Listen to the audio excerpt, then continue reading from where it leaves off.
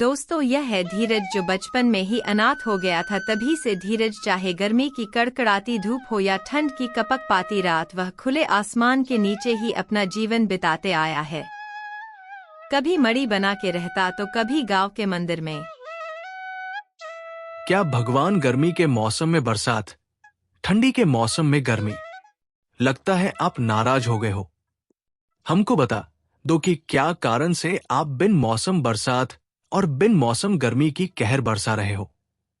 थोड़ा बहुत जो खाना बचा था वो भी कल रात खत्म हो गया।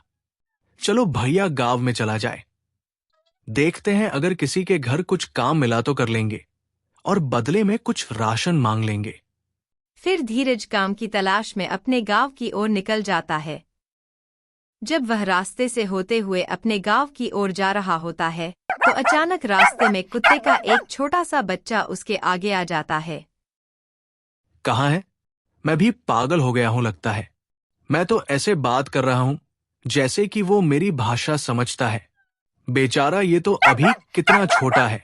धीरज खड़े होकर अपने आसपास देखता है, लेकिन उसे कोई और दूसरा कुत्ता दिखाई नहीं पड़ता। सुनो छोटू पपी, वैसे मैं भी अकेला ही रहता हूं।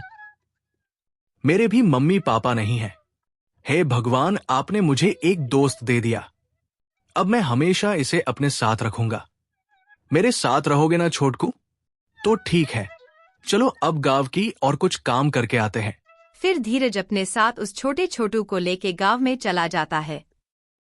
वह सभी के घर काम के लिए पूछने जाता है, लेकिन फिलहाल में इस वक्त किसी के यहाँ कुछ काम नहीं था। तभी गांव के कुछ लोग आ रहे होते हैं।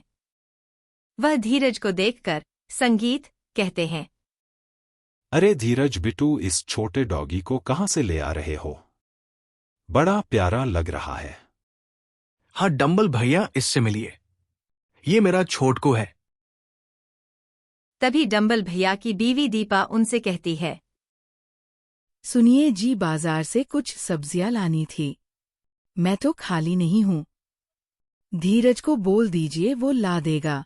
अरे हाँ सुनो बिटू, हमारे लिए बाजार से कुछ सब्जियां ला दोगे? बदले में कुछ पैसे ले लेना। सुनते ही धीरज मन में सोचने लगता है, अरे वाह प्रभु, मैं काम की तलाश में आया था और काम ढूंढते ढूंढते मेरे पास आ गया। यह सब आपकी कृपा है। इतने में डंबल भैया धीरज को बोलते हैं, अरे क्या हुआ धीरज? अगर नहीं जा पाओगे तो कोई बात नहीं, मैं ही चला जाऊंगा।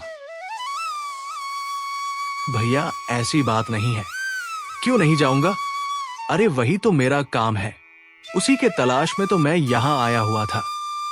मैं जरूर जाऊंगा। फिर धीरज बाजार की ओर सब्जियां लेने निकल जाता है। रास्ते में उसे पीछे से आवाज सुनाई देती है, अरे धीरज सुनो बेटा धीरज। धीरज थोड़ा पीछे आता है तो उसे दिखता है कि खेत में से उसके गांव में रहने वाले कमलेश चाचा उसे बुला रहे हैं। हाँ चाचा, कहिए क्या काम है? अरे बेटा धीरज, मेरी तबीयत थोड़ी नरम मालूम पड़ती है और अब धीरे धीरे सब्जियां बोने का समय भी आ चला है। अगर तुम यह मेरा खेत खन दोगे तो मैं तुम्हें 100 रुपए और कुछ राशन दे दूंगा।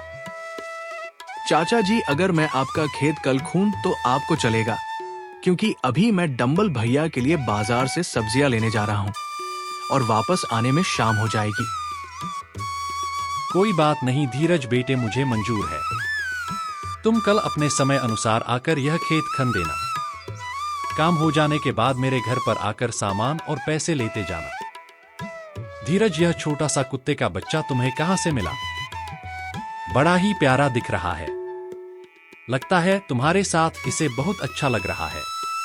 हाँ चाचा, ये आज मुझे सुबह ही गांव के रास्ते पर मिला है। मैं इसका नाम छोटू रखा हूँ और अब ये मेरे साथ ही रहेगा। चलो अच्छा, तो अब मैं घर चलता हूँ। तुम कल आके काम कर देना। ठीक है चाचा। फिर धीरज बाजार से लिस्ट में जितने भी सामान थे उन सभी को खरीदने के बाद शाम तक उन्हें डंबल भैया के घर पहुंचा देता है। अगले दिन वह दोनों भोर में कमलेश चाचा के खेत खनने के लिए निकल जाते हैं। तो उसे एक बैग नीचे गिर जाता है। छोटू दौड़ के जाता है और उसे बैग को लेकर धीरज के पास आ जाता है। अरे यार छोटू, ये बैग तो बड़ा कीमती मालूम पड़ता है।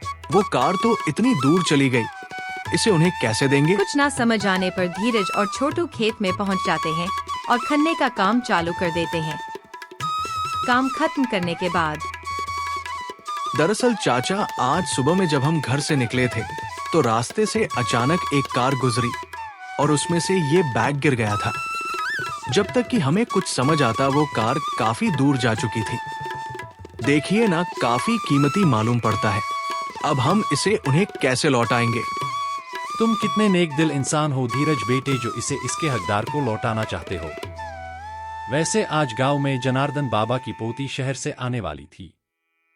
अच्छा, मुझे यह बताओ कि क्या वह गाड़ी लाल रंग की थी? हाँ चाचा, वो कार तो लाल रंग की ही थी। हाँ, तो फिर हो सकता है कि वो कार फिर जनार्दन बाबा के यहाँ ही गई होगी। हाँ तो चाचा चलिए ना, ये बैग जिसका है उसको दे देंगे। हाँ ठीक है, चलो।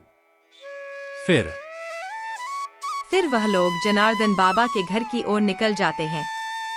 उनके घर के सामने पहुंचते ही धीरज वह लाल कार देखते ही कहता है, अरे हाँ चाचा, वो तो वही लाल कार लग रही है। चलिए जाकर देखते हैं। हाँ बाबा, वैसे कुछ खास बात तो नहीं है। बस हमारे धीरज को आज सुबह जब आपकी गाड़ी हमारे गांव की ओर आ रही थी तभी रास्ते में गाड़ी से यह बैग गिर गया था, तो हम बस वही देने आए थे। अरे बाप रे धीरज बेटे, तुम यह बैग यहाँ लाकर बहुत अच्छा काम किए हो। यह बैग मेरी पोती कृति का है।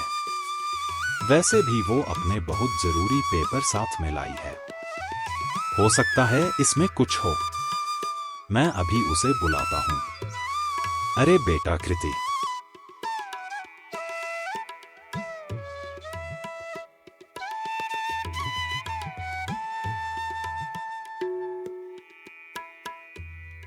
हाँ दादाजी, क्या हुआ?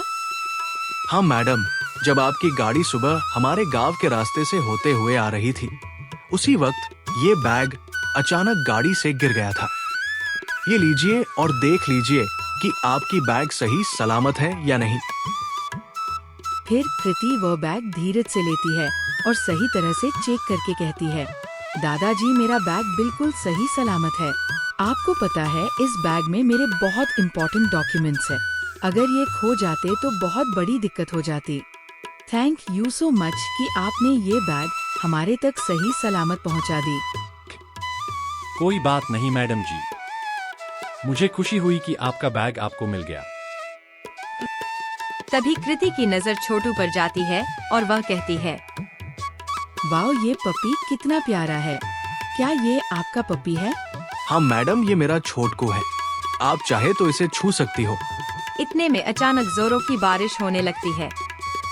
वह सभी जनार्दन बाबा के घर के बरामदे में चले जाते हैं। ये बिन मौसम बरसात से धीरज को बहुत गुस्सा आता है। चाचा, हमारे समझ नहीं आता कि आखिर भगवान हमसे नाराज क्यों है कि बिन मौसम बरसात कर देते हैं और बिन मौसम गर्मी। हमारी समझ नहीं आता कि आखिर ऐसा हो क्यों रहा है। फिर अर्जुन अपने घर लौट आता है।